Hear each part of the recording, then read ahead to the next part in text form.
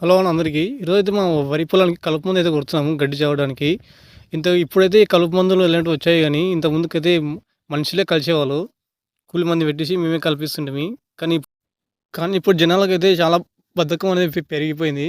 కూలి పిలిస్తే ఎవరు రావట్లేదు. అది గాక మా రైతులు గూడా ఏం ఆలోచిస్తున్నారంటే, కూలి మందిని పెడితే ఎక్కువ డబ్బు అవుతది, ఎక్కువ టైం అవుద్ది. అదే ఈ కలుపు మందు లాంటివి కొడుతుంటే తొందరగా పని అయిపోతది, తక్కువ డబ్బులు అవుతాయి అని ఈ విధంగా ఆలోచిస్తున్నారు. కానీ భూమి అయితే చాలా పాడవుతుంది ఇలా కలుపు మందులు కొట్టడం వలన.